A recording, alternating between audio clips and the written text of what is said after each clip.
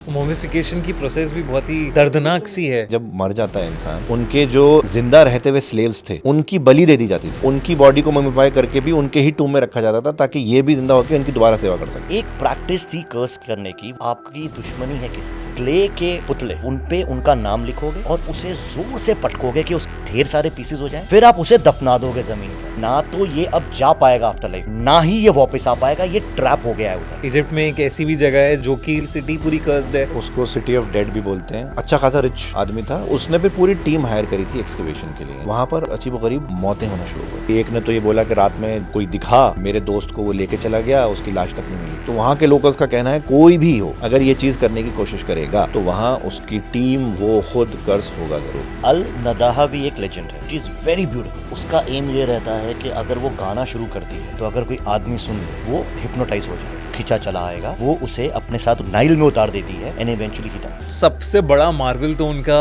Pyramids of Giza. ये इंसानों ने ही बनाया। दोस्तों, मैं कुछ महीने पहले इजिप्ट गया था, जहां मैंने कुछ अनबिलीवेबल सी स्टोरीज सुनी, इजिप्ट के सीक्रेट्स और मिस्ट्रीज के बारे में जाना।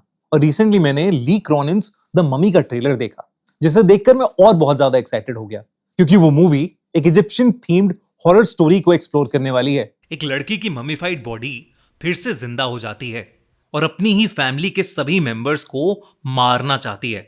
ली क्रॉनिन्स द ममी का ट्रेलर काफी अनसेटलिंग है। इसमें जंप स्केयर्स के साथ साथ साइकोलॉजिकल हॉरर भी है। और ये मूवी प्रोड्यूस करी है जेसन ब्लम और जेम्स वैन ने, जो हॉरर की दुनिया में बहुत बड़े नाम है। तो मैं इस मूवी के लिए बहुत एक्साइटेड हूं और इसीलिए मैंने सोचा कि इसी टॉपिक पर हम आज का पॉडकास्ट करें।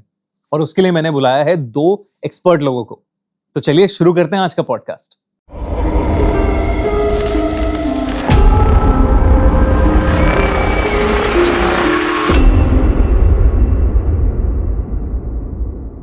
वेलकम अहमद, वैभव। आज हम बड़ा ही इंटरेस्टिंग टॉपिक कवर करने वाले हैं, इजिप्ट के बारे में, सीक्रेट्स ऑफ इजिप्ट, मिस्ट्रीज और उसकी horror stories. Thank you so much Deve, thank you so much. It's great to be back again. बहुत मजा आ रहा है और जो ऑफलाइन हमारी डिस्कशंस हुई हैं उसके हिसाब से तो आज का एपिसोड बड़ा मजेदार होने वाला है। करेक्ट। थैंक यू दिवे भाई एंड हेलो सर। हेलो आपके साथ तो मैं आपको बताता हूँ एक चीज। अभी मैं दिसंबर में इजिप्ट में ही था। अच्छा। और ऐसे मतलब प्लान बन गया कि चलो इजिप्ट में देख के आएंगे पिरामिड्स लाइफ में एक बार। और जब वहां गए और वहां के बारे में चीजें पढ़ना शुरू किया, देखना शुरू किया, तो ऐसा समझ आया ये तो नेवर एंडिंग चीज है। इतना कुछ है वहां, इतने सारे सीक्रेट्स दफन हैं। मतलब अब हम एक बड़ा सबको फेमस पता है, टूटनखामन का एक टूम्ब मिला था। बिल्कुल। तो वो जो डिस्कवर हुआ था जिस जगह से, मैं उस जगह पे गया, उस अच्छा। टूम्ब में नीचे में गया। वहां पे अभी भी उसकी मम्मी रखी हुई है। और बहुत ही बड़ा सा हॉल है, रेगिस्तान के बीचों बीच में। मतलब काफी बड़ी जगह है वो। और उसमें इंस्क्रिप्शंस हैं दीवारों पे, अभी भी थोड़ी थोड़ी इंस्क्रिप्शंस बाकी हैं। कुछ के ऑब्वियसली कलर्स वगैरह फेड हो गए हैं, कुछ मिट्टी में दफन हो गई है, लेकिन बहुत सारी चीजें अभी बाकी हैं जिसे देख के आपका होश उड़ जाता है। और फिर उसके बाद एक दूसरी जगह पे, कायरो में जो उनकी कैपिटल है, वहां पे उन्होंने एक म्यूजियम बनाया हुआ है जहां पे जो भी सारा सामान उस कब्र से मिला, उन्हें उस टूम्ब से मिला, वो सारा सामान वहां पे रखा है उन्होंने। ओके। और जिसे देखकर मैं और मेरी वाइफ, हम दोनों, मतलब इतना सामान था कि हम 4 घंटे तक लगभग उस सामान को ही देखते रहे। सोचो कितना सामान होगा वो। उसमें उनके पूरे टूम्ब के जो पूरा कैरियर केस बनता है, उसके 3 हिस्से, और जो जिस बॉक्स में जिसे ले जाया जाता है जिसमें वो, उसके 3 हिस्से, उसका सारा सामान, उसका थ्रोन का सामान, उसके ड्राइंग्स हैं पुराने के। मैं बचपन की जो ड्राइंग्स है टूटनखामन की, तो टूटनखामन मैं बता दूं, टूटनखामन एक 19 साल का राजा था जिसकी डेथ हो गई थी एक इंजरी की वजह से। राइट। एंड वो इंसान एक ऐसा इंसान था जिसकी पहली कब्र थी जो कि जिसमें सब कुछ मिला। जब वो डिस्कवर की गई, हर एक सामान मिला, हर एक मूर्ति जो उसके साथ दफन थी वो सब मिली। और किसी ने उसे चुराया नहीं था तब तक, मतलब कोई सामान चुराया हुआ नहीं था। तो बहुत सारा सोना, बहुत कुछ था। मैं फोटोज वगैरह डाल दूंगा। तो ये सब देख के तो मैं एकदम अनबिलीवेबल सा लगा मुझे कि यार ये एक इंसान है ऐसा। और कितने सारे फेरोज, कितने सारे किंग्स होंगे उनके जो इसी तरीके से मतलब रिचनेस के साथ, ट्रेजर के साथ उन्हें गाड़ा होगा। पर एट द सेम टाइम मैं वापस आया और मैंने और चीजें पढ़ी, तो मुझे पता चला कि जिन लोगों ने उसकी टूम को डिस्कवर किया था वो सारे के सारे बहुत ही मिस्टीरियस सर्कमस्टांसेस में मारे गए। मुझे समझ ही नहीं आया, अनबिलीवेबल सा लगा कि यार ये कैसे है। और तब मैंने देखा कि कर्स है। और उस स्पेल में भी जब टूम डिस्कवर किया गया था तो एक उन्हें स्पेल मिला था। उस स्पेल पे लिखा था कि जो भी यहाँ पे मेरी टूम को डिस्टर्ब करेगा या इस टूम को मूव करेगा, इसका सामान, उस पे एक कर्स लगेगा और मौत फॉलो होगी उसको, डेथ उसकी जरूर होगी। राइट। और सब लोग ऐसी अनाप शनाप मतलब तरीकों से मरे जो इजिप्शियन माइथोलॉजीज में कहते थे कि ऐसा हो जाएगा, ऐसा मर जाएंगे। तो ये देख के तो मेरा दिमागी मतलब कि क्या हो रहा है ये। अब मैं आप दोनों से पूछता हूँ, आप दोनों को क्या क्या आपने पढ़ा इजिप्ट के बारे में, इजिप्शियन सीक्रेट्स के बारे में, और क्या डिकोड कर पाए हैं वो आप अभी तक?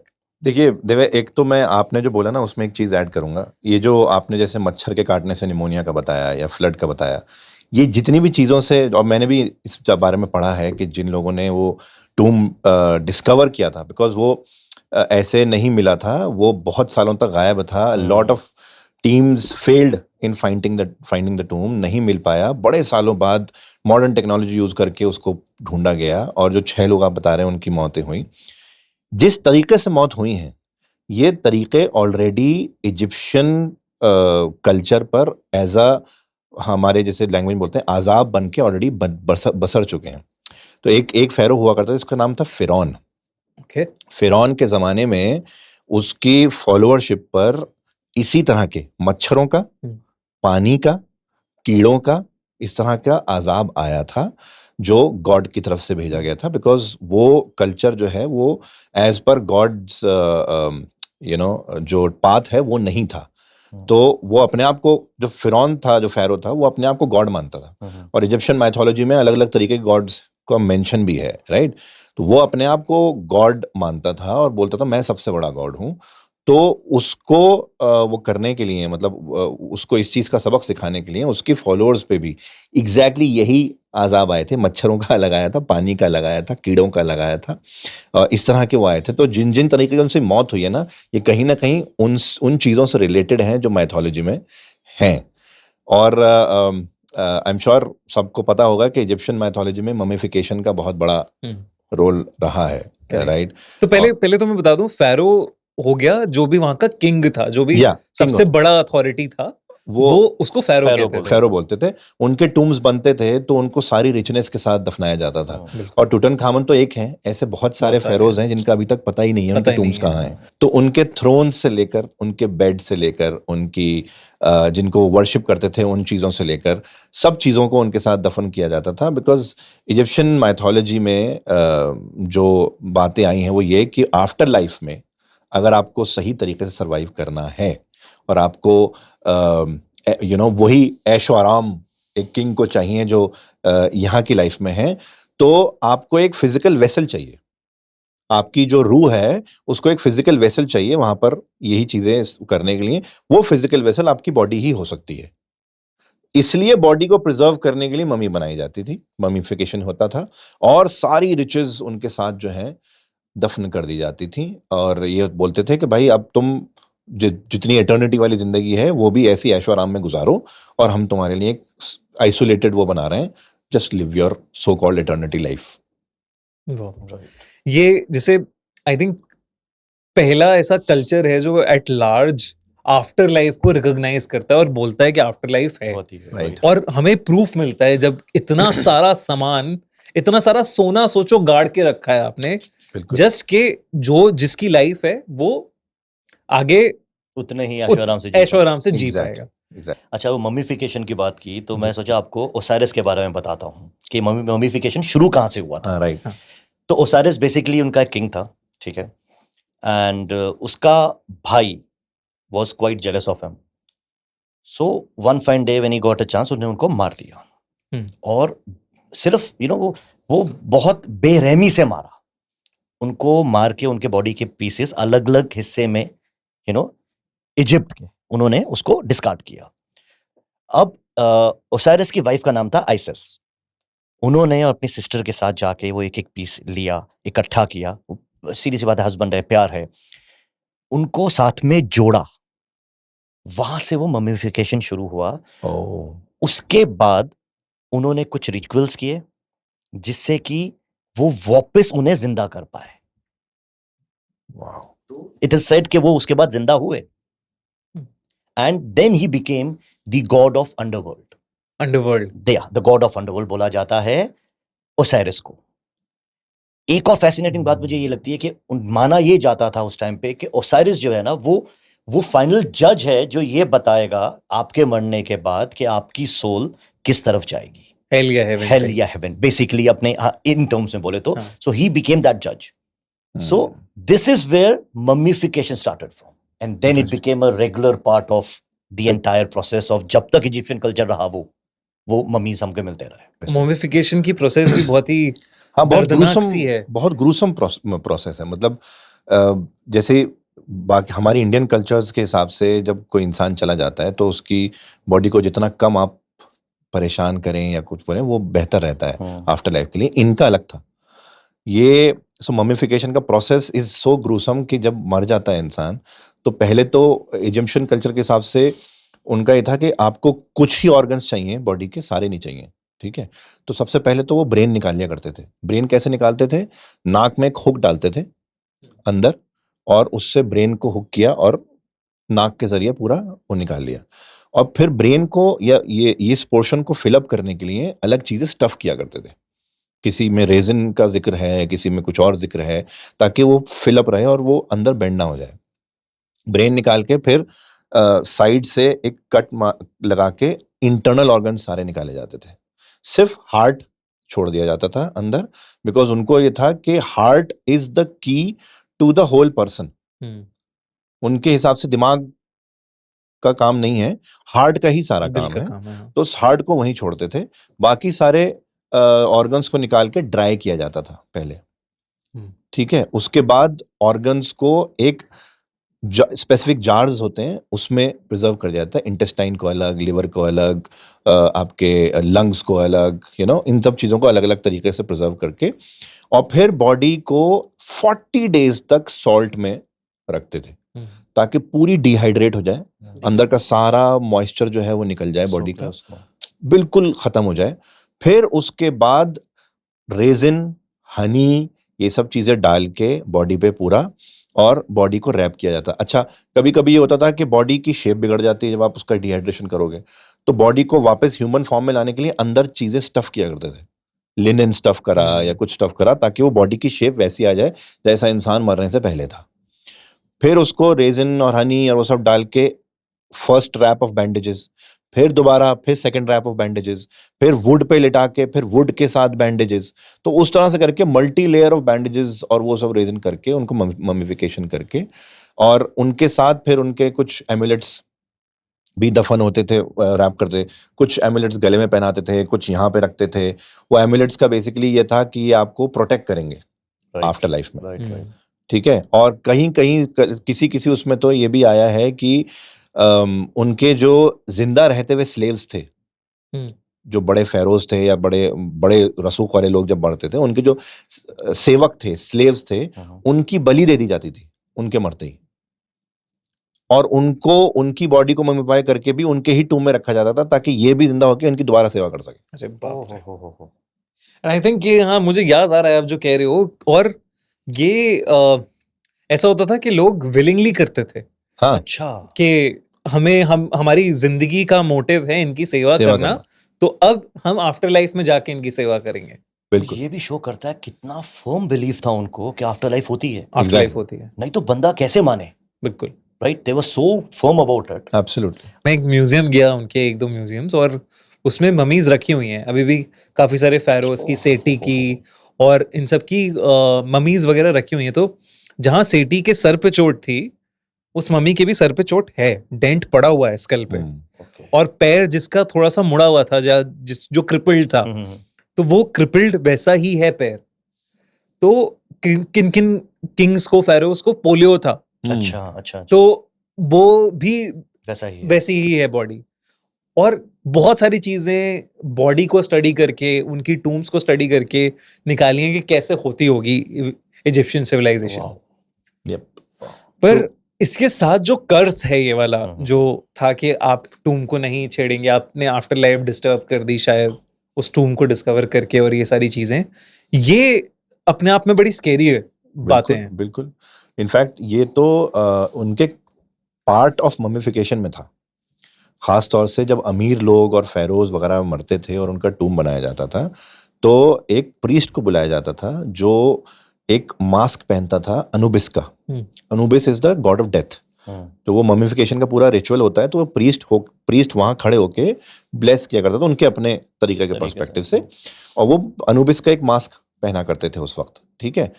तो वहां पर वो कहा जाता है कि वो प्रीस्ट आफ्टर ममिफिकेशन, आफ्टर टूम, जब टूम को क्लोज करने की बारी आती थी, तो वो प्रीस्ट ही उस पूरे टूम को कर्स किया करता था for anybody who tries to get in. और वो कर्स हर उस टूम पे लगाया गया है just to protect them from thieves और यू नो इन्फिल्ट्रेशन, और जो भी है कि जो जो बड़े लोग मरे जिनका बड़ा बड़ा टूम है, वो कोई भी वहां एंटर करने की कोशिश करेगा या उसको डिस्टर्ब करने की कोशिश करेगा, जैसा टूटनखामुन में वो राइटिंग्स मिली हैं, उनमें तो राइटिंग मिल गई, बहुत सारों में राइटिंग्स नहीं है, सिर्फ कर्स लगाया गया है कि कोई भी डिस्टर्ब करेगा वो ऐसा होगा। सो अब वो कर्स वायरस के फॉर्म में हो सकता है, वो कर्स जो है किसी और फॉर्म में हो सकता है, किसी फॉर्म में भी हो सकता है। तो ये कर्स वो लोग लगाते थे, और ये बहुत बड़ी मान्यता उनकी रही थी कि आफ्टर लाइफ में डिस्टर्बेंस बिल्कुल भी नहीं होनी चाहिए। करेक्ट। और इसीलिए वो कर्स लगता था ताकि कोई भी वो करे, और वो कर्स इतना बुरा होता था कि कई लोगों को उसके पैरानॉर्मल इफेक्ट्स दिखते थे, हेलुसिनेशन होने लगते थे, डर लगने लगता था, यू नो, जो बेसिकली अब हम प्रॉबेबली उसको मेडिकल साइंस के पर्सपेक्टिव से कुछ साइकोलॉजिस्ट या साइकियाट्रिस्ट जो हैं उसको कुछ सिम्टम्स दे दें स्किज़ोफ्रेनिया के या यू नो अलग चीज़ों के, बट उस वक्त तो ये पैरानॉर्मल से ही रिलेट होता था कि वो स्पिरिट, वो जिसकी मम्मी को या जिसके टूम को इन्होंने छेड़ा, वो अब इनके ऊपर कर्स बन के बरसेगी। अच्छा, जैसे अहमद भाई ने कहा, कर्स एक बहुत प्रोमिनेंट हिस्सा रह चुका है उनकी पूरी सिविलाइजेशन का। अब मिर्गिसा एक मिलिट्री फोर्ट उनका हुआ करता था जो उनको बचा के रखता था, उनके सदर्न बॉर्डर्स को प्रोटेक्ट करता था, जो नाइल रिवर है उसके साथ साथ, और वो ट्रेड रूट भी था, तो वेरी इंपॉर्टेंट चेक पोस्ट हो गया, पॉइंट हो गया वो। वहां पे जब ये आर्कियोलॉजिस्ट सर्वेज वगैरह शुरू हुए तो उनको एक बहुत शॉकिंग बात पता चली।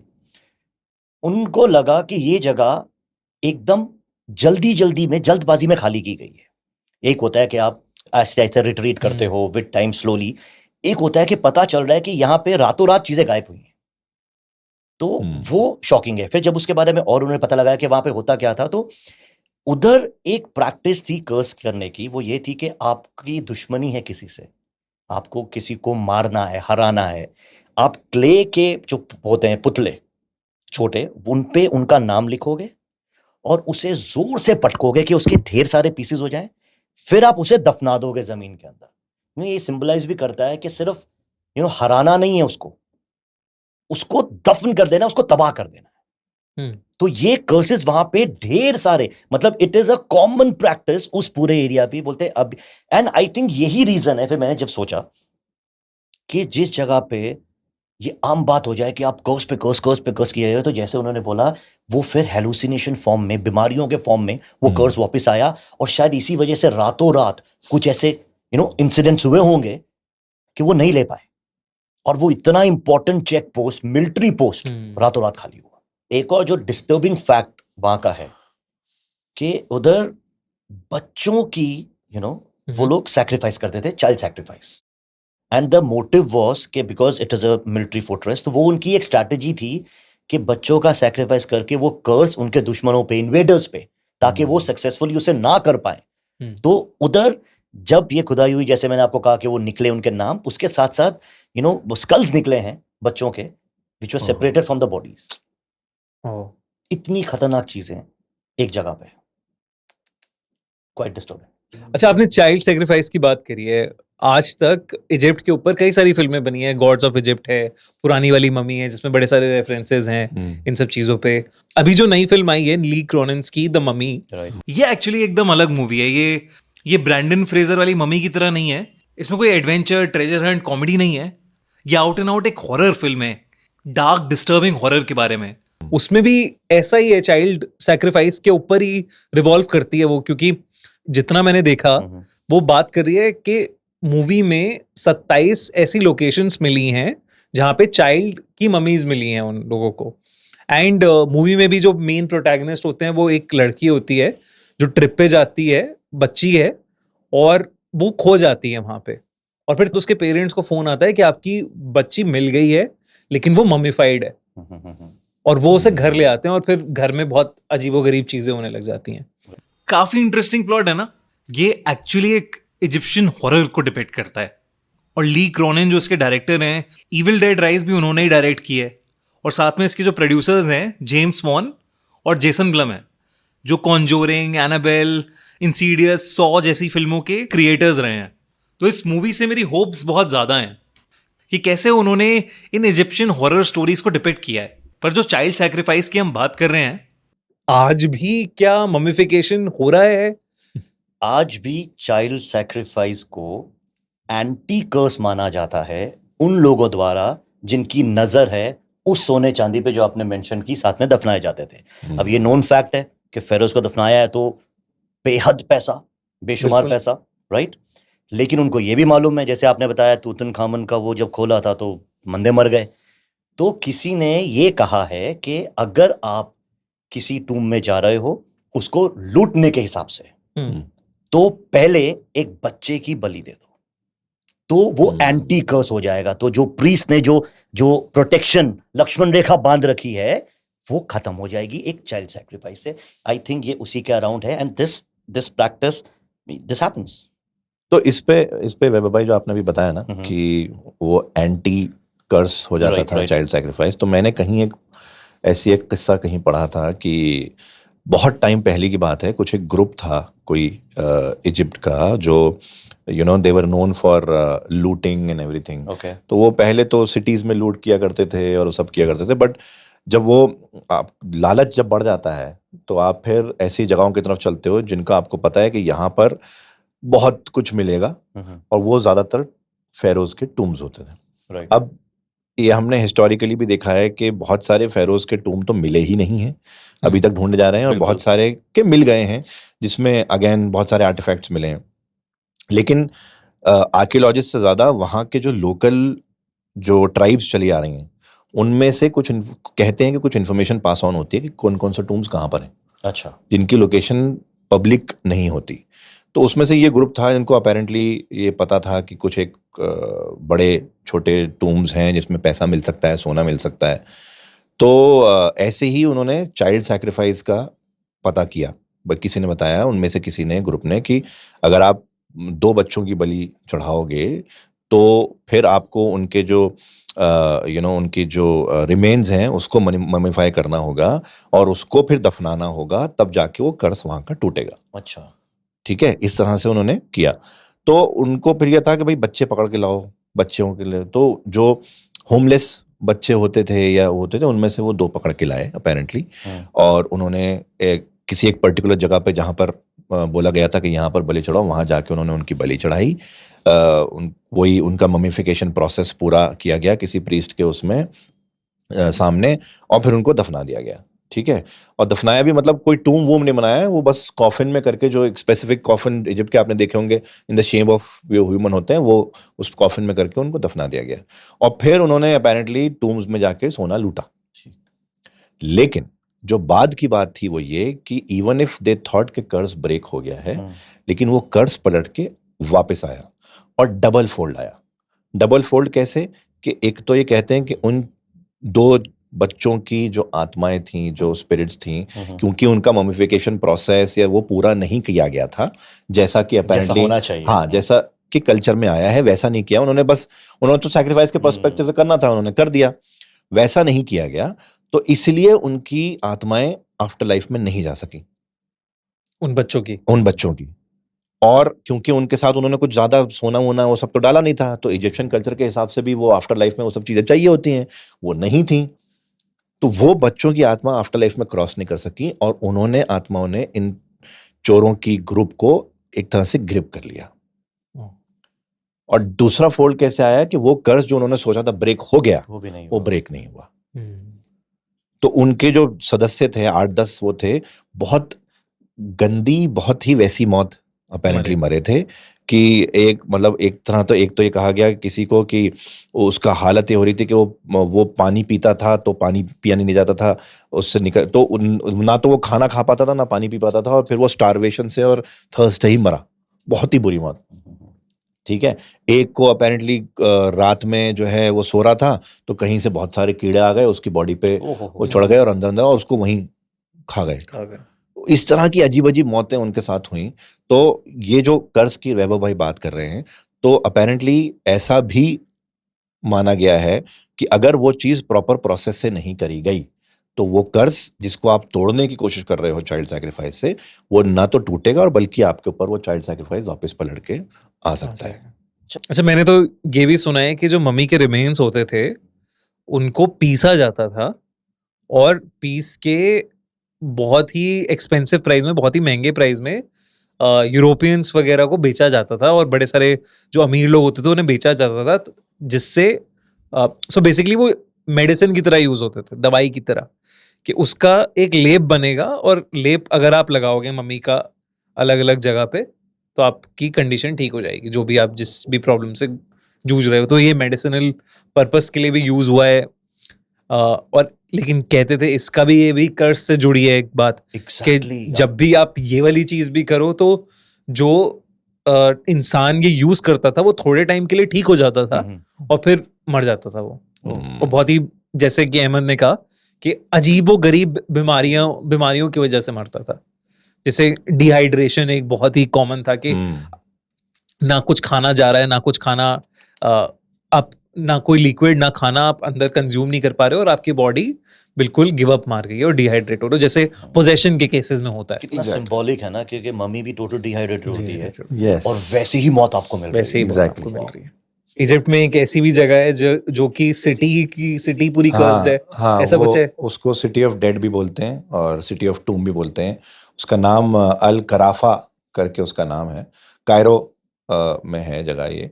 तो वहाँ कहते हैं कि वो सिटी जो है ना वो गार्डेड है बाय द गार्जियंस, बिकॉज वो टूम्स है वहाँ पर।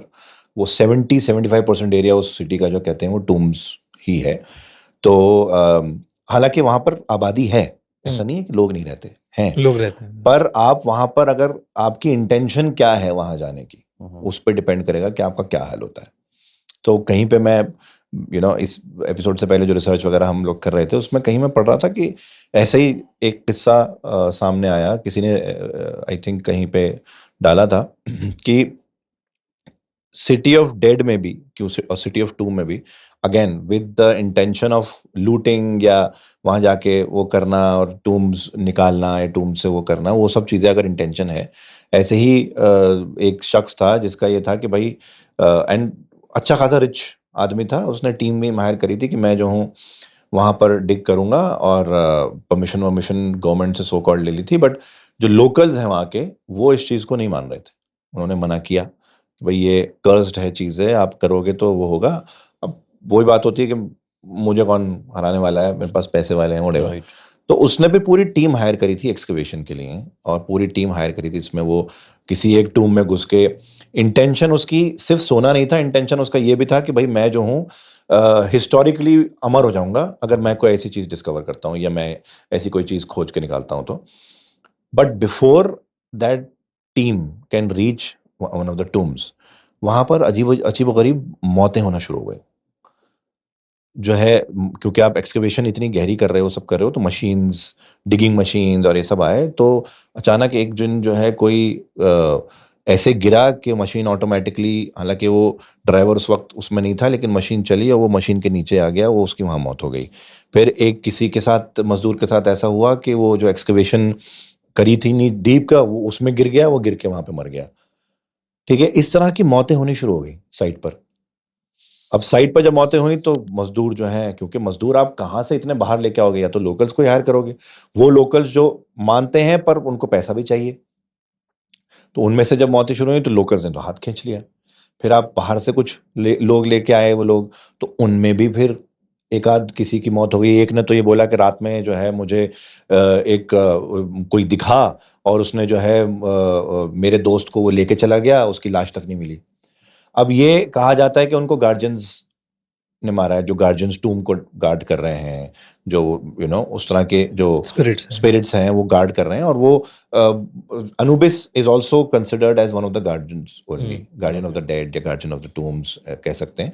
तो वो भी उस तरह की स्पिरिट्स हैं बहुत सारी जो गार्ड करती हैं। तो लोग कहते हैं मुझे वो नजर आए। अच्छा। हाँ, और नजर आए तो वो अगर जो लोग इस तरह की चीजें कर रहे हैं उनमें से किसी को उठा के ले गए, मार दिया, इस तरह की चीजें होनी शुरू हो गई, तो वहां पे काम बिल्कुल ही ठप हो गया। और जब वो काम ठप हुआ तो फिर इवेंचुअली वो काम रोकना ही पड़ा, वो एक्सकवेशन नहीं हो पाई।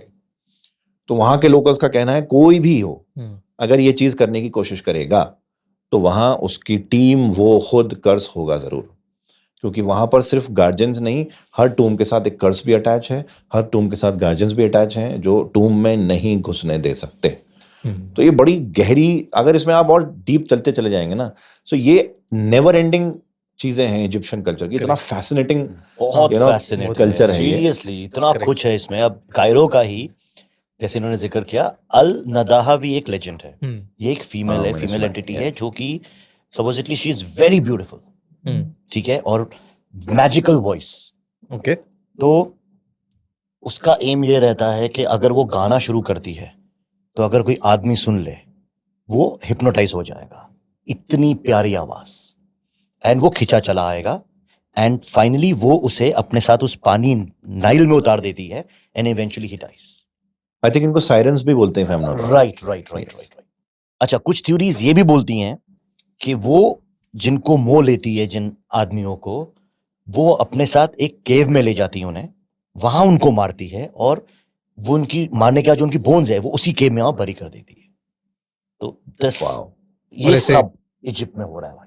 और ऐसे जो केव्स हैं वहां पे बोन्स मिली भी हैं शायद इस तरीके की। यस मिली।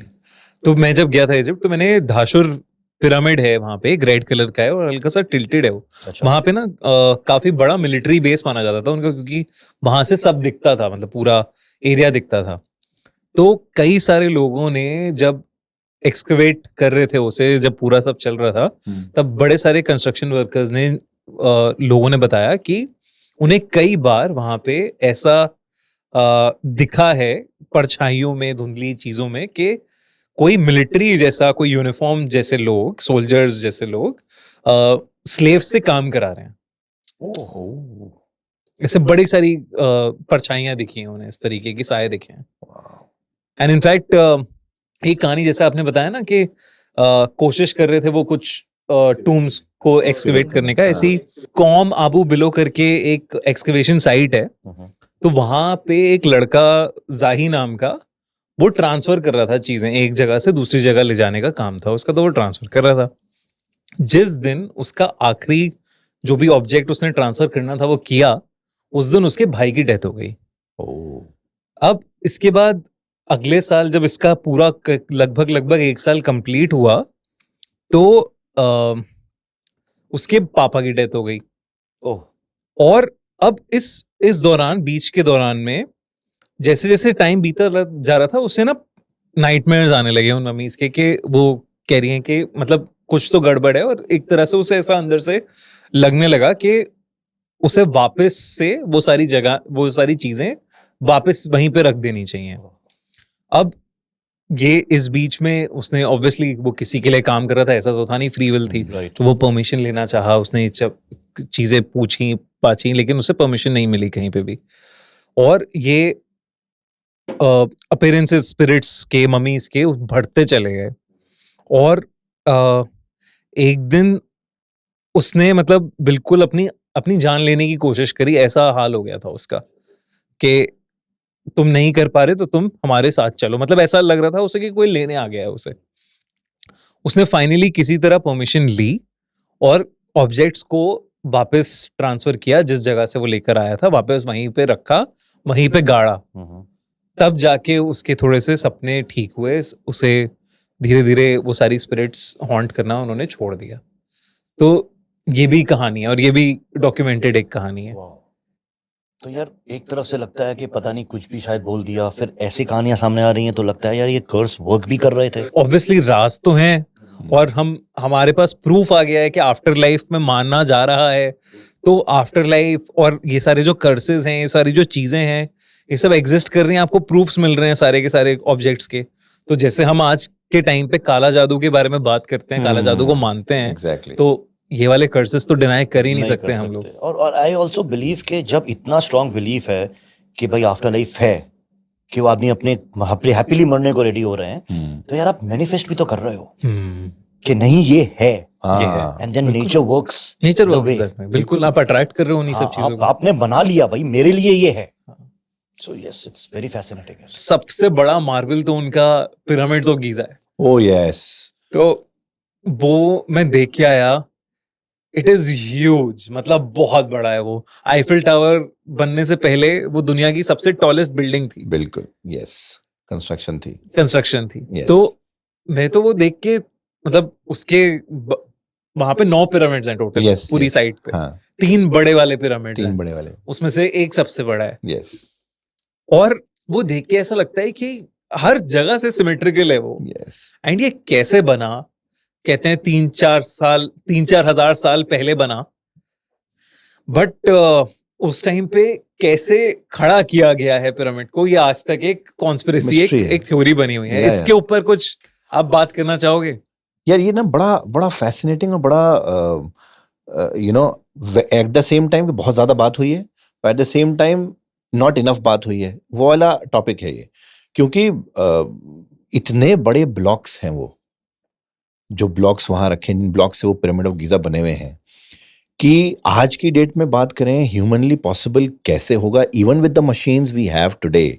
उसके बावजूद इस तरह का स्ट्रक्चर बनाना, इतना सिमेट्रिकली बनाना, उसमें सिमेट्री का, correct me if I am wrong, एक कॉर्नर में आप खड़े होकर अगर उनके दोनों साइड देखेंगे तो आपको इक्वल नजर आएगी। बिल्कुल वो इस तरीके का सिमेट्रिकल है। और एक तो मैंने ये भी पढ़ा है, आई एम श्योर वैभव भाई विल कन्फर्म, कि वो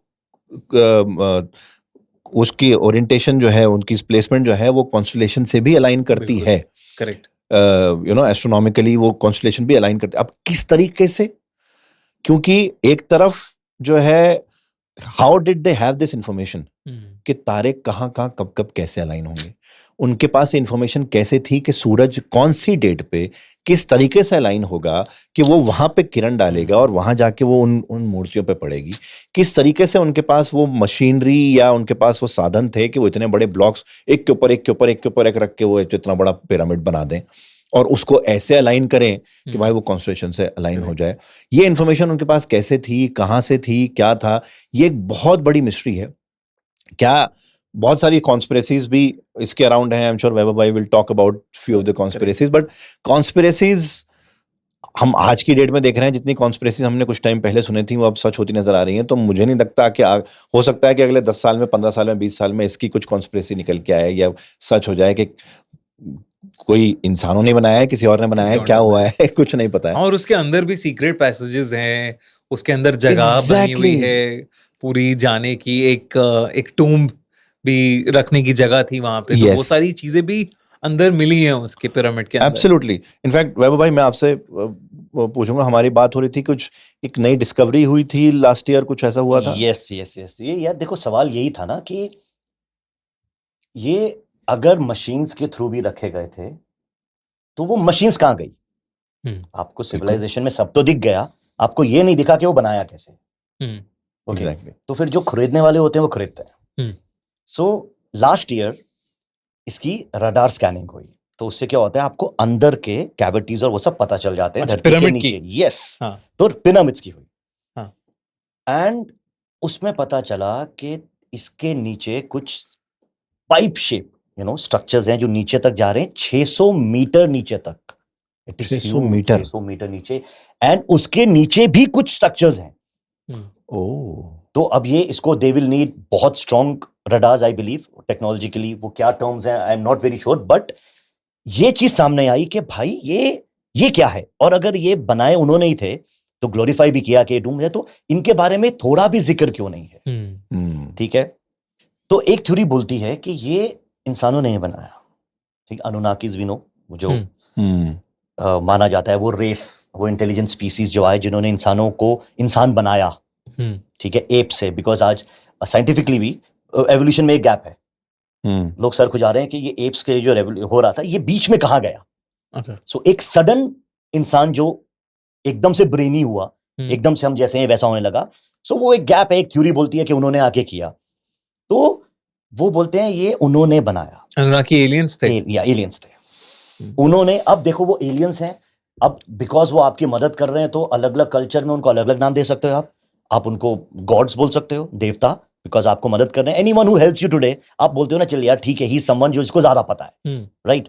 तो वो स्ट्रक्चर, और ये स्ट्रक्चर टूम्स नहीं थे, ये बोला जाता है एनर्जी हब्स थे।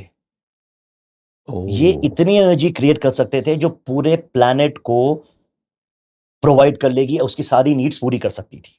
ये साइंटिफिक स्ट्रक्चर्स हैं, नॉट टूम्स। Okay. मैं आपको बता दूं इसी बात को कौन फॉलो कर रहा था, आपको मालूम है? Nikola Tesla. अच्छा। यस, ये आपको तो मैंने पता होगा सुना कि है। वो Right. बना रहे थे एक, you know, he was working on Tesla free coil. Electricity. Tesla coil, कि भाई उसमें ना इलेक्ट्रिसिटी फ्री मिलनी थी सबको, it would travel through air. Okay. He said energy is everywhere, you just need to. तो उसमें होता कि आपको पॉइंट्स नहीं लगाने पड़ेंगे सोर्स के लिए। इट वाज अ टेक्नोलॉजी, और वो बोलते ही got inspired after studying the pyramids. Okay. लेकिन उसकी थ्योरी, उसकी स्टडी को रोक दिया गया because JP Morgan, thanks to JP Morgan, because वो जब वो बता रहा था मैं कुछ ऐसा फ्री बना रहा हूं, तो उसने पूछा इसमें मैं मीटर कहां लगाऊंगा। He was a businessman. बता मेरे को पैसा जमाना है, तुम बोलते हो वी विल डिस्ट्रीब्यूट फ्री। सो वो पूरी वहां पे रोक दी गई। तो अगर आप थोड़ा करो, इट इज वेरी फैसिनेटिंग। वो ऑलमोस्ट कर चुका था अचीव ये। तो थ्योरी ये बोलती है कि ही वाज रेप्लिकेटिंग जो सिस्टम उसमें थे, पिरामिड। और पिरामिड के नीचे अनुनाकीज जो है उन्होंने सिटी बना दी थी, बिकॉज उनको मालूम था एक टाइम आएगा जब पूरा ऊपर तबाही होने वाली है, आइस एज, ओके। जिसमें ह्यूमन सर्वाइव नहीं कर पाएंगे। उस टाइम पे वो उनको नीचे ले गए, और जो आपको एनर्जी चाहिए वो तो बने हुए हैं। तो पूरी रेस को उन्होंने नीचे सर्वाइव करवाया, एंड जब ऊपर कंडीशन ठीक हुई तो वापस ह्यूमंस ऊपर आए। एंड इजिप्शियंस जो इसको जो टूम्स हैं, वो देवर वेरी फॉर्चुनेट इनफ कि उनको ये स्ट्रक्चर्स मिले बढ़ते बढ़ते कि है। एंड देन उधर के जो राजा थे, जो पावरफुल थे, फिर वही होता है ना, माइट इज राइट, कि देयर लाइक नहीं, ये तो मेरा रेस्टिंग प्लेस बनेगा। And from there it became a resting place of kings. So you're saying that according to this theory, according to this theory pyramids of Giza Egyptians ने बनाए ही नहीं थे। बनाए। अच्छा, इसको सपोर्ट क्या करता है मैं आपको बताता हूँ। साइंस अभी ऐसे तो बोलने में कोई भी बोल देगा, है ना। इसको सपोर्ट ये थ्योरी करती है कि वाटर इरोजन, ठीक है, देयर इज दिस थिंग जो एक पिरामिड में नीचे हुआ है, उनको दिखता है कि वो घिस गए हैं, ठीक है, और वो पैटर्न सिर्फ तब होता है जब वो चीज पानी में बहुत साल घिसी हो। तो वो बोलते हैं जब आप उसको ज्योग्राफिकली स्टडी करते हो कि कितने साल पहले ऐसा कुछ हुआ सिनेरियो कि पानी में ये हो गया था कुछ इतना बड़ा फ्लड, तो वो आता है कम से कम 12,000 साल पहले। उसके बीच में वो पीरियड नहीं था। सो ये साइंटिफिक सपोर्ट जाता है उस थ्योरी को कि ये इनको मिले। और वो जो स्कैन्स हो रहे हैं कि अभी उसके नीचे से कुछ चीजें निकल रही हैं। So it is so fascinating यार, कि जो चीजें जो इजिप्शियन कल्चर वैसे ही आपको फैसिनेट करता है, ये उसको एक नया ट्विस्ट दे देता है। सही बात। इसी पे ना एक चीज और है, एक थ्योरी एक और है, which somewhat supports your theory, okay, कि इजिप्शियन सिंबल्स में कुछ ऐसे सिंबल मिले हैं कि जो ये अनुनाकीज हैं, ये रेप्टिलियन शेप के थे। ओके, और एक सन के एक चैरियट पे उस पे आया करते थे। इस तरह के सिंबल्स मिले हैं कि ये एक रेस थी जिन्होंने इनकी मदद करी। अब वो रेप्टिलियन दिखाया है इजिप्शियंस ने, वो रेप्टिलियन थे बिकॉज इजिप्शियन कल्चर में एनिमल्स का बहुत बड़ा एक वो है, रेलेवेंस है। तो हाफ फिगर्स हैं, तो उनके जितने भी रेलेवेंट फिगर्स हैं, जितने भी गॉड फिगर्स हैं, उनको सबको उन्होंने एनिमल से कनेक्ट किया, हाइब्रिड किया है। सो दे समहाउ न्यू कि ये जो लोग हैं, जो ये रेस है, ये हमारी ये इस तरह से मदद कर रहे हैं, ये इस तरह से हेल्प कर रहे हैं, ये चीजें कर रहे हैं। तो वो कहीं ना कहीं वो सबूत भी इनकी राइटिंग्स में इन पे हैं मिले हुए। अब उसको हमारी इंटरप्रिटेशन हम क्या कर रहे हैं, Exactly.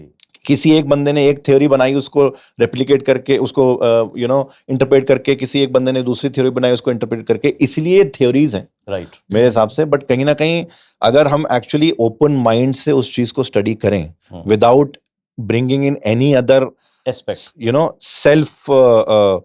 सेल्फ लोथिंग कल्चर, अगर वो ना लाएं आप, तो आप उसको अगर बिल्कुल ओपन माइंड, साइंटिफिक माइंड से स्टडी करेंगे तो ये बात बिल्कुल सच साबित होगी। The only answer is scientific mind. Yes, कि साइंस क्या बोल रही है, एब्सोल्युटली। You know. एंड ऐसे ही अब हम जब इजिप्ट का पिटारा खोल ही दिया है हमने, तो एक बुक ऑफ द डेड भी है यस, जिसमें कर्सेस और स्पेल्स सब कुछ हैं। यस। तो जैसे कि आपने कहा जिंदा करने की कहानियां कि जिंदा कर सकते हैं, तो क्या ये एक्चुअली में पॉसिबल है? क्या बुक ऑफ द डेड की क्या रीडिंग है आपकी, अहमद? यार देखो, बुक ऑफ डेड ना, अच्छा, बुक ऑफ डेड के बारे में भी कई चीजें आई हैं। बुक ऑफ डेड में बहुत सारी चीजें मेंशन हैं, जैसे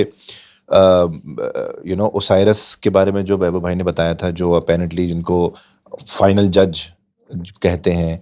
ऐसे ही अनुबिस हैं, जो, अच्छा, अनुबिस जो हैं वो ओसाइरस से एक स्टेप नीचे हैं। तो अनुबिस जो है वो ये देखते हैं कि आफ्टर लाइफ में, एज पर माइथोलॉजी, कि आफ्टर लाइफ में कोई जो आ रहा है वो क्या क्या कैरी करके ला रहा है अपने साथ। अच्छा। कुछ सोना है, नहीं है, कुछ है, नहीं है। तो अगर वो कुछ नहीं होता उसके पास, तो वो उसको एड्रेस भी नहीं करते हैं अपेरेंटली। अच्छा। ये जो फिल्म आई थी वॉर ऑफ गॉड्स करके आई थी, गॉड्स ऑफ इजिप्ट, उसमें भी अनुबिस का ऐसा ही दिखाया है, गॉड्स ऑफ इजिप्ट में। और बहुत सारे इजिप्शियन कल्चर के ऊपर जो फिल्म आई है, सब में अनुबिस का ये रोल दिखाया है अपेरेंटली, कि वो डेड को लेने आते हैं। इसी तरह से अगर जो गरीब है फिर वो क्या करेगा? तो वही तो, that is the whole point of Egyptian culture. इसमें देखिए, जो गरीब होता है वो आफ्टर लाइफ में नहीं जा सकता है, कि उसके पास कुछ नहीं होता। इसलिए वो जो गरीब होते थे वो उनके अपने लव्ड वन के साथ अनाज बरी किया करते थे, जो वो अफोर्ड कर। हाँ, तो जो उनके जार्स होते हैं ना, कैनोपिक जार्स होते हैं, जिसमें वो ममीज के ऑर्गन्स भी वो प्रिजर्व करते हैं, उन्हीं जार्स में फिर वो अनाज प्रिजर्व करके उसके साथ दफना दिया करते थे, कि भाई कुछ नहीं जा रहा, सोना नहीं है, पैसा नहीं है, कुछ नहीं है, अनाज ले जाएगा, हो सकता है अनुबिस मान जाए। ओहो।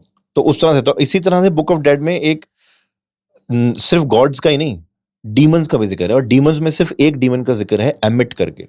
एमिट कहते हैं कि ना तो गॉडेस है, ना ही वो कोई गॉड की हायरार्की में है, पर वो एक लौती डीमन है जिससे डर लगता है लोगों को, क्योंकि वो डिवावर ऑफ द डेड के नाम से मशहूर है। अच्छा। डेड्स को डिवावर करने के लिए। हाँ, तो अब उनकी बॉडी जो है, क्योंकि एनिमल्स का बहुत बड़ा रेलेवेंस है इजिप्शियन कल्चर में, आपने देखा होगा स्फिंक्स में भी बॉडी अलग, और तो इसी तरह से एमिट का भी जो फेस है वो क्रोकोडाइल का है, 1/4 बॉडी लायन की है, देन हिपोपोटामस की है, हैंड्स जो हैं वो ह्यूमन है, कुछ ह्यूमन पार्ट्स हैं, बाकी एनिमल पार्ट्स हैं, तो hybrid of animal and human है, ठीक है। और ये डिवावर ऑफ गॉड्स हैं, she is the only demon जिसका जिक्र बुक ऑफ गॉड में है, बुक ऑफ डेड में है। और बुक ऑफ डेड में ज्यादातर डीमंस का, डीमंस जो हैं वो ज्यादातर क्रिश्चियन कल्चर, इस्लामिक कल्चर में ज्यादा आते हैं, but she is the only demon जिसको इतनी इंपॉर्टेंस दी गई है कि बुक ऑफ डेड में उसका जिक्र किया गया, क्योंकि वो demon without any reason, without anything, वो डेड को डिवावर करते हैं। और उससे बचने के लिए भी बहुत सारे रिचुअल्स, जो एमुलेट्स पहनाए जाते थे या रखे जाते थे, उसका प्राइमरी रीजन यही था कि वो एमिट से बचा सके आफ्टर लाइफ में। तो बुक ऑफ डेड जो है उसमें जिंदा करने वाली बात, तो देखो, I am also believer of science as well, तो वो जिंदा करने वाली बात तो आई डोंट थिंक, बट हाँ, बुक ऑफ डेड में जितनी चीजें मेंशन है इजिप्शियन कल्चर के हिसाब से, और कई फेरोज के साथ hand written book of dead भी बरी की जाती थी। Hand written book of dead, वो एक स्पेसिफिक पेपर होता है जिसमें वो हाँ, राइट, तो उसमें उस पे लिखा होता है, उसमें सिंबल्स होते हैं, बिकॉज इनकी language is more full of symbols, तो उसमें वो पूरा होता था, और वो डेड के साथ बरी की जाती थी, बड़े लोगों के साथ। तो वो बुक ऑफ डेड का इतना ज्यादा रेलेवेंस है इजिप्शियन कल्चर में। उसमें यस, एक ओसाइरस की हिस्ट्री उठा के देखें तो उसमें ये भी है कि जिंदा भी कर सकते हैं, लेकिन जिंदा करने वाला रिचुअल फिर उसके बाद ज्यादा हुआ नहीं, बिकॉज उसको भी कर्स मान लिया गया था कि अगर आप जिंदा भी करोगे तो it comes back not as the person, but वो अपने साथ एमिट का कुछ एक वो लेके आता है, बिकॉज एमिट को खुला वो मिल जाता है फिर। अभी ऐसे ही ये बात कर रहे थे डीमन की, तो मुझे याद आता है एक मैं बहुत फैसिनेट होता हूँ इस नाम से, एपोफस, दम है बहुत। तो ये है God of darkness, okay, Egypt, but he is a God जो वर्शिप नहीं करते लोग, उनसे बच के रहते हैं। ये मतलब ठीक है, he is powerful, he is God of darkness, लेकिन वो बहुत एंटी गॉड उनकी क्वालिटीज हैं। कहा जाता है वो हमेशा सन रा, सन गॉड, उनका बिलीफ था इजिप्शियंस का कि रात के समय जब सूरज ढलता है तो एक बोट के थ्रू वो ट्रैवल करता है and then next day morning वापस ऊपर आता है। उस टाइम पे एपोफस पूरी कोशिश करता है रा को हराने की, बिकॉज वो डार्कनेस से होके जाते हैं। तो एपोफस नाम मेरे को और फैसिनेट इसलिए करता है बिकॉज आई डोंट नो आपको मालूम है कि नहीं, कि बहुत रिसेंटली ये इनफैक्ट 2004 में पता चला कि एक एस्टेरॉइड अर्थ की तरफ बढ़ रहा है बहुत तेजी से, ठीक है, और कुछ कैलकुलेशंस उन्होंने की एंड वो लोग डर गए जो फिगर आउट कर रहे थे, जो नजर रखते हैं एस्टेरॉइड्स पे, कि भाई 3% चांस है कि ये अर्थ पे हिट करेगा and it's a big size asteroid. उसको नाम दिया गया एपोफस। अब वापस से कैलकुलेशंस वगैरह हुई हैं, सब हुआ है, तो अब वो 3% has come down to 1 in a million chance. लेकिन उसका सबसे स्केरी पार्ट ये है कि नॉन हिस्ट्री में हमारी वो पहला ऐसा एस्टेरॉइड है जो अर्थ से सिर्फ 19,000 माइल ऊपर से जाएगा। उसके ऊपर हमारी सैटेलाइट्स होती हैं, उसके भी नीचे से it is going to cross, and खुदा ना खास्ता अगर इन 3 साल में 20, उसकी डेट तक इनको मालूम है, the date is also very dangerous, date is April Friday the 13th 2029। Friday the 13th western civilization में थोड़ा मनुष्य 13 वैसे ही मनुष्य मानते हैं, तो उसी दिन पे वो अर्थ के 19,000 माइल के ऊपर से जाने वाला है। और बोलते हैं इस 3 साल में अगर फॉर एनी रीजन कि अगर वो छोटा सा एस्टेरॉइड से किसी और से टकराता है और थोड़ा सा डिग्री भी टिल्ट हो गया, few degrees, it can collide with हमारा प्लैनेट और डिस्ट्रक्शन विल बी इमेंस। इसीलिए उसको नाम दिया एपोफस। तो आप सोचो कितना फियर था एपोफस का। अच्छा, एपोफस की ना एक और बड़ी इंटरेस्टिंग बात है, जैसे मैंने आपको कहा कि वो कहते हैं कि जब सन क्रॉस कर रहा है अंधेरे से तो एपोफस पूरी कोशिश करता है कि उसको हरा दे। वैसे तो नहीं हरा पाता क्योंकि रोज सनराइज हो रहा है, लेकिन कभी कभी हरा देता है। अच्छा, सोचो कि कैसे, क्योंकि रोज सनराइज हो रहा है, एक्लिप्स।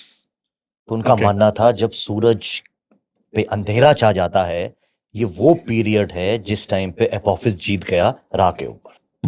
वाह, इंटरेस्टिंग कितनी सारी अलग अलग कहानियां। इनफैक्ट खैर इजिप्ट की बातें तो आई थिंक नेवर एंडिंग है, जैसे कि इजिप्ट की मिस्ट्रीज हैं, बट आज काफी सारी चीजें हमने डिकोड करने की कोशिश करी, कुछ समझने की कोशिश करी कहानियां। Thank you so much Ahmad and Vaibhav, बहुत मजा आया। एंड अगर आपको इसका पार्ट 2 चाहिए इस तरीके के एपिसोड्स का, तो कमेंट जरूर कीजिए। Any message that you want to say give to the audience.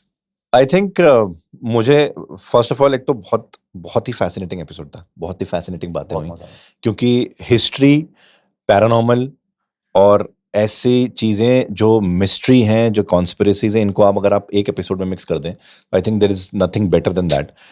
दूसरा, मैं 2 दिग्गज लोगों के साथ बैठा हुआ हूँ, वैभव हैं, दिव्य हैं, इनके साथ बात करके तो वैसे ही ऑफलाइन बात करो या ऑनलाइन बात करो, ये कुछ ना कुछ नया सीख के जाने को मिलता है। और दूसरा ये कि आई थिंक सबसे पहला कमेंट मेरा ही आएगा इस पे कि पार्ट 2 आना चाहिए और दोबारा इस चीज का होना चाहिए, तो पार्ट 2 तो डेफिनेटली बनना चाहिए। और थैंक यू सो मच यार, इतनी सारी नॉलेज एक दिन में मुझे देने को, बहुत सारी तो मेरे पास थी भी नहीं, खास तौर से जो वैभव भाई ने बहुत सारी चीजें बताई, और दिव्य आपने जो आप तो गए हो वहां पर हाल फिलहाल में, और मैं अब मेरा और मन कर रहा है कि भाई मुझे तो अब जाके ही विटनेस करनी है चीजें, I have to see these things, खास तौर से pyramid of Giza and museum and all that. तो मेरा तो मन ये है कि अब 1 साल के अंदर अंदर वहां चक्कर जरूर लगाऊंगा मैं यार, और उस पे फिर बनाएंगे सेकंड एपिसोड। फिर तो सेकंड एपिसोड वहीं पॉडकास्ट करेंगे, क्या बोलते हो? अरे वाह, क्या बात है, गीजा के बाहर बैठ के। अच्छा यार, मेरे को सिर्फ इतना बोलना है, थैंक यू सो मच यार, मुझे बहुत मजा आया आप दोनों के साथ, had a great time, and yes part 2 जरूर कमेंट करना भाई। Correct. And subscribe to Dar Diaries and Ant और Anant. Yes, please subscribe to my channel, The Dar Diaries, and वैभव भाई का अंत और अनंत।